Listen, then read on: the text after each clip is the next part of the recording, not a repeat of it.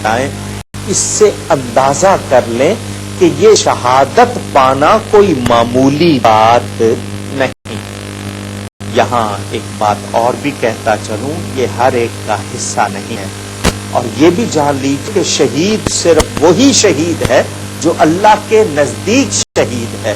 چنانچہ حدیث شریف ہے کہ شہداء، جن کو ہم کہتے ہیں شہید کی جمع شہداء، قیامت کے دن اللہ کی بارگاہ میں پیش ہوں گے، کہیں گے یا اللہ ہم نے تیری راہ میں ہاتھ کیا، سر کٹایا، ہمیں جنت دے۔ اللہ فرمائے گا تمہارے لیے کوئی اجر نہیں ہے۔ کیوں؟ اس لیے کہ تم نے جو جہاد کیا، جو سر کٹایا، وہ خالص میری رضا کے لیے نہیں تھا، بلکہ تم چاہتے تھے تمہاری عزت ہو، تمہیں تمغے ملے، تمہارا نام ہو۔ تو اس سے پتا چلا شہید حقیقی وہ ہے جو اللہ کے نزدیک شہید ہے۔ ہم تو بہتوں کو شہید کہتے ہیں، لیکن نے پہلے بتایا شرط ایمان ہے۔ اب آئیے حضرت سیدنا امام حسین رضی اللہ تعالیٰ عنہ کی شہادت کو سمجھیے۔ حضور صلی اللہ علیہ وسلم کو اللہ تعالی نے تمام محاسن اور کمالات، محاسن جمع خوبیوں کی، کمالات یعنی ان کے جو بھی اللہ تعالیٰ نے انہیں وہ کمالات عطا فرمائے تھے، یعنی کردار کی خوبیاں، پوری تفصیل، جتنی بھی خوبیاں اللہ نے دنیا میں یا کہہ دیں بنائی ہیں میرے نبی پاک میں، سب کی سب کمال موجود تھی۔ اگر نہ مانی ہے تو پھر یہ ہو سکتا ہے کہ جی دوسرا شخص افضل ہو گیا، اور میرے نبی سے اعلیٰ اور بہتر کوئی مخلوق نہیں ہے۔ حضور صلی اللہ علیہ وسلم کو شہادت کا درجہ بھی ملا، شہادت حقیقی اور شہادت حکمی دونوں۔ دیکھیے احد کا میدان ہے، نبی پاک صلی اللہ علیہ وسلم کو زخم لگا، کڑیاں خود کی آپ کے افسار میں چبھی، ہونٹ مبارک زخمی ہوا، دندان مبارک کا کنارہ شہید ہوا۔ اگر اس حالت میں آپ کو گرا دیا گیا، یہ لفظ بھی کہنے پڑ رہے ہیں ظاہری طور پر، ورنہ اس ہستی کے لیے یہ لفظ تو مجھے زیبا نہیں کہ میں ہوں، اگر اس حالت میں آپ کی روح پرواز کر جاتی، بتائیے اب شہید ہوتے یا نہیں ہوتے؟ مگر وہ کیوں پرواز نہیں کی؟ کہ اللہ نے فرمایا تھا واللہ یعصمک من الناس، اللہ آپ کی جان کو لوگوں سے بچائے گا۔ تو اگر اس حالت میں وہ شہید ہو جاتے، لوگوں کو قرآن کی بات جھٹلانے کا موقع مل جاتا، اور اللہ کا وعدہ جھوٹا ہو نہیں سکتا۔ ان اللہ لا یخلف المیعاد، اللہ کے بارے میں جھوٹ کا تصور نہیں ہو سکتا۔ تو اللہ نے جان بچانے کا وعدہ کیا تھا، مگر شہادت کی حقیقت سرکار کی ذات پر پوری ہوئی۔ اسی طرح خیبر میں ایک یہودیہ عورت جس کا نام زینب تھا، اس نے نبی پاک صلی اللہ علیہ وسلم کی دعوت کی۔ طبقات ابن سعد میں یہ الفاظ موجود کہ اس نے گوشت میں جب زہر ملایا تو اس کی نیت یہ تھی کہ اگر یہ نبی ہوں گے تو فوری طور پر زہر ان پر اثر نہیں کرے گا، اور اگر بادشاہ ہوں گے تو اثر کر جائے گا۔ وہ نبوت کا امتحان لینا چاہتی تھی۔ اس نے بکری کا گوشت بھونا اور اس میں زہر ملا دیا۔ حضور صلی اللہ علیہ وسلم کے صحابی حضرت بشر ساتھ آئے، دسترخوان بچھ گیا، کھانا لگ گیا، حضرت بشر نے کھانا شروع کر دیا، نبی پاک نے ایک لقمہ لے لیا، دوسرا لقمہ لینے لگے تو بھنے ہوئے گوشت میں سے آواز آئی، اے اللہ کے نبی مجھے نہ کھائیے، مجھ میں زہر ملا ہوا ہے۔ آپ اس واقعے کو ذرا تھوڑا سا سمجھیے۔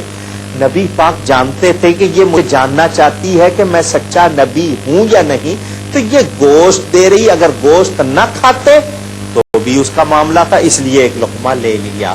پھر دوسرے لقمے پر اس گوشت میں سے آواز آ کر کو بتا دیا کہ تو اگر میری نبوت کو جاننا چاہتی ہے تو سن، میری نبوت کی گواہی بھنا ہوا گوشت دے رہا، یعنی وہ جان، بکری تو ذبح ہو چکی، جان نکل چکی، گوشت بھونا گیا، وہ آواز دے رہا ہے تاکہ اس عورت کو پتہ چل جائے کہ حضور صلی اللہ علیہ وسلم کے سچے نبی ہونے میں کوئی شبہ نہیں۔ اب وہاں آپ نے وہ لقمہ تناول فرما لیا، حضرت بشر کی اسی وقت وفات ہو گئی، اتنا وہ سخت زہر تھا۔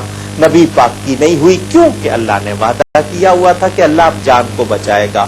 تو شہادت حقیقی اور شہادت حکمی دونوں کی حقیقت سرکار کی ذات پر پوری ہوئی. ظہور کہاں ہوا، یعنی یہ بات ظاہر کہاں ہوئی، میں آپ کو پہلے بتا چکا ہوں کہ حسنین کریمین رضی اللہ تعالی عنہما مظہر جمال مصطفیٰ بھی ہیں، مظہر کمال مصطفیٰ صلی اللہ علیہ وسلم بھی ہیں. یعنی ان کو حضور صلی اللہ علیہ وسلم کے حسن صورت سے اور حسن سیرت سے حصہ ملا تھا. تو شہادت حقیقی جہری اعلانیہ اس کا ظہور ہوا امام علی مقام سیدنا حسین پر، اور شہادت حکمی اور شہادت سری کا ظہور ہوا حضرت سیدنا امام حسن رضی اللہ تعالی عنہما پر، کیونکہ انہیں زہر دیا گیا، انہیں تلوار سے شہید کیا گیا. تو یہ دونوں شہزادے نبی پاک کی اس شہادت کے بھی مظہر ہیں.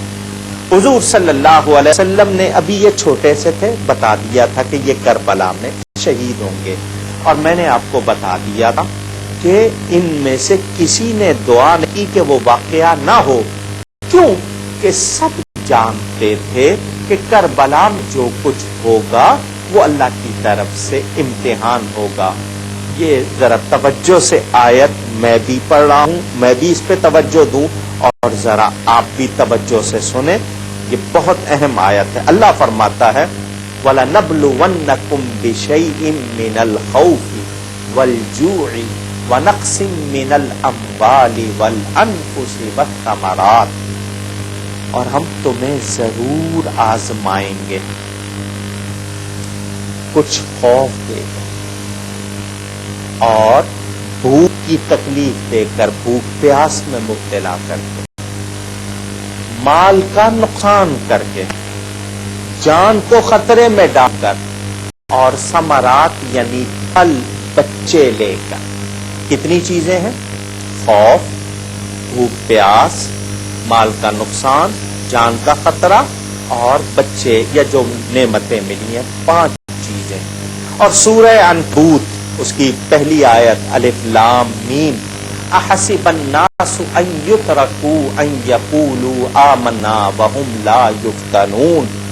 اللہ فرماتا ہے کیا لوگوں کا یہ گمان ہے کہ انہوں نے کہہ دیا کہ ہم ایمان لائے اور ان کا امتحان نہیں ہوگا؟ یعنی جو بھی مومن ہونے کا دعویٰ کرتا ہے اس کا امتحان ضرور ہوگا، اور یہ امتحان کرنا اللہ کی سنت. اللہ فرماتا ہے وَلَقَدْ فَتَنَّ الَّذِينَ مِنْ قَبْلِهِمْ فَلَيَعْلَمَنَّ اللَّهُ الَّذِينَ صَدَقُوا وَلَيَعْلَمَنَّ الْكَاذِبِينَ. کہ ہم تمہیں جو آزما رہے ہیں، یہ نہ سمجھنا صرف تمہارا امتحان، ہم نے پہلوں کو بھی آزمایا. اور یہ ہم کیوں آزماتے ہیں؟ تاکہ اللہ ظاہر کر دے کہ کون ایمانی دعوے میں سچا ہے اور کون جھوٹا. اللہ ظاہر کر دے.